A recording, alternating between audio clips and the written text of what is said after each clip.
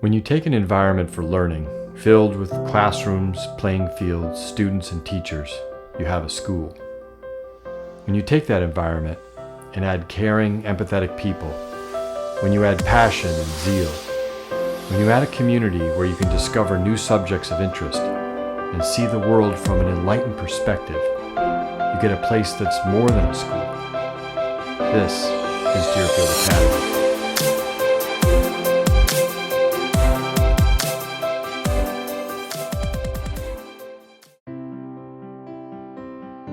So my name is Robert Mungai from Kenya, and I came to Deerfield as a postgraduate student, and my experience has been awesome so far. I remember when I was at my lowest point in the fall term and I fell sick.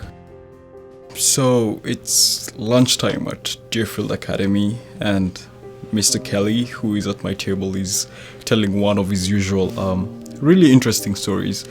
And suddenly I get this really deep pain in my chest, and the lights go out for a moment in my head, and I'm down on the floor, and immediately I feel like the ground is spinning, and Mr. Kelly is right there with me. I don't even know how he got there so fast, and he's reassuring me that everything's gonna be okay. I have to say it was pretty scary, and I wanted to open my mouth and tell Mr. Kelly that I'm done.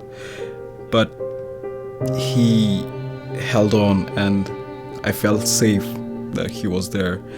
And with all the commotion that was going on, and with me going in and out of consciousness, and it was pretty terrifying. But you know, him being there, being supportive, I don't know how many other people were there. And leading up to the events that I went to the hospital and they took care of me. And I remember Mr. Toich almost spent the whole night at the hospital with me, you know, sharing his usual biology anecdotes with me. It was really hard. It was very tough for me, but an incredible thing happened, and there was so much support for me. Everybody was wishing me quick recovery. I remember Charlie Carpenter, Captain Deerfield, rallied for people to just sign the well wishes for me on their posters, and I found them in my room at the clinic, and it was awesome. It was just this great feeling of so much love around me, and it helped me get through that. It was by all means the scariest moments of my life, but one thing that was for sure is that Deerfield was there with me, and we made it.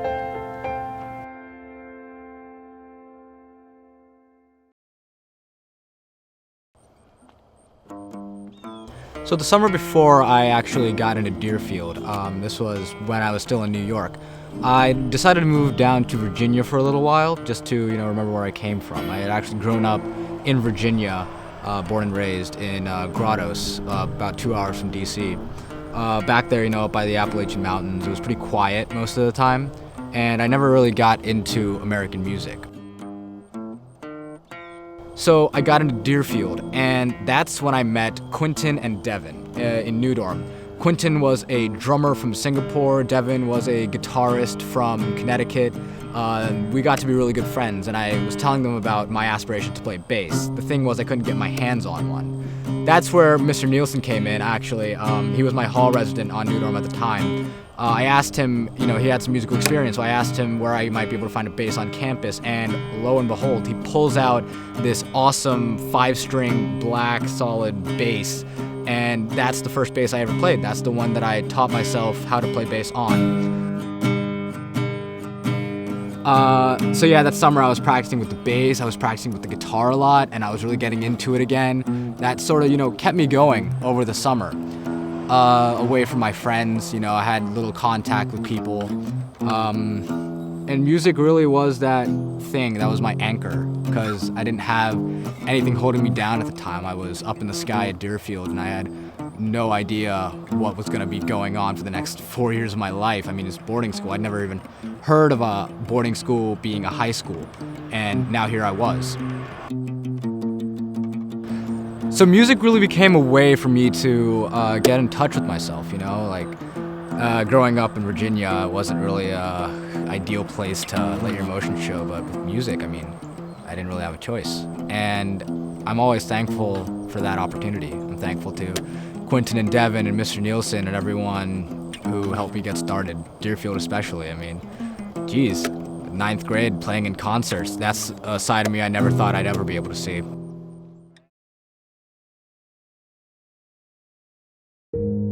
When I first came to Deerfield, I honestly hated it. I hated everything about it. I refused to buy anything that had Deerfield on it.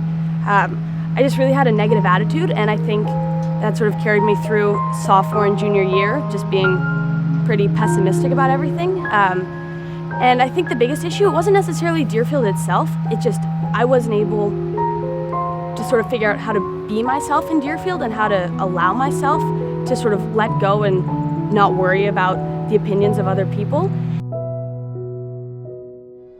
But what really changed that for me was when I came back senior year, I was chair of the student council and I felt like I belonged a little bit more, but the main moment where I realized that I really loved Deerfield and that it was the place for me was when I was trying out for cheerleading. And I mean, I was freaking out. I was running around, I slipped and I fell, my paint was everywhere. I was running off of adrenaline, but when I got out on that stage and I was screaming and Deerfield, we're on fleek and we're crazy and we're awesome, and I was just yelling and I was so excited, and all the kids who were out there who were screaming, I could just feel how excited they were, and it was honestly one of the best feelings I've ever had, is just people being there and being so open and just being so awesome about it. And I think that's the reaction that I've been wanting to get and that I've sort of been looking for the past couple years, is just having everyone sort of look at me and realize that I'm sort of really being myself and that I have that confidence and that it's not just a facade, it's more than that. It's sort of me just being Claire. And I think when I saw that, I really sort of understood that it was a community where people did care, and I didn't really notice that the sort of previous years, and it made me really see that I didn't need a specific friend group to sort of fit in, and I didn't need really a specific place. I just sort of had to find what made me happy at the school, and being up there on that stage screaming for everyone and showing everyone sort of my spirit and my attitude, that really made me understand that. And I think sort of getting this sweater, it really shows how far I've come from hating Deerfield to being absolutely obsessed with it and loving it.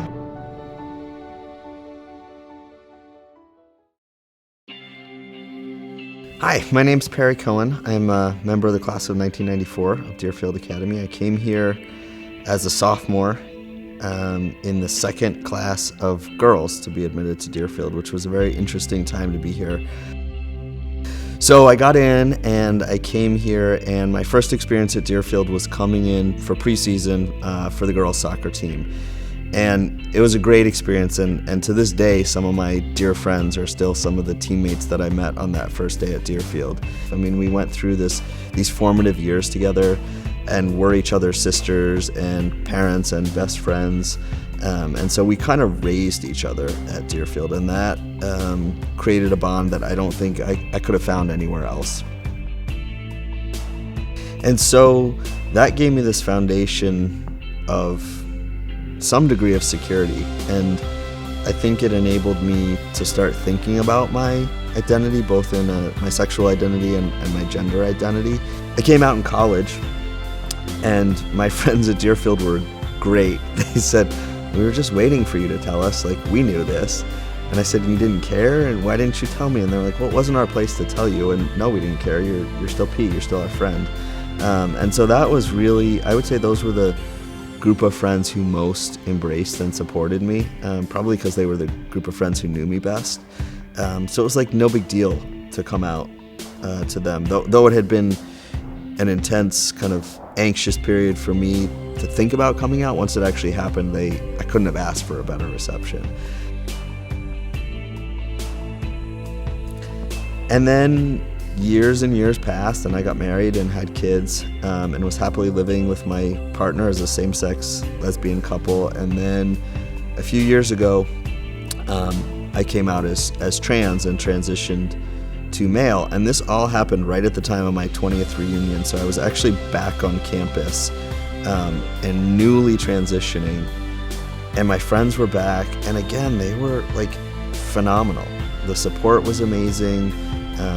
The kind of belief in me and this feeling that these truly were friends for life, even though we'd last lived in the same place 20 plus years ago. But they were the friends who were the first to write back when I came out as trans, were the first to invite me out to visit, were the first to support my organization, the first to ask me how my family was, the first to truly care about me when I told them about my transition. Though I didn't realize it at the time, Deerfield helped me know myself, and it helped me have the confidence to be who I am. And so that's, I think, kind of part of my Deerfield story is that through the challenges of being so different here and feeling so on the outs, I made these connections with people who love me and like me and respect me for who I am. And because of that, I was able to transition, I was able to come out, I was able to have a family, and I've been able to build this business and even now come back to Deerfield and talk about it.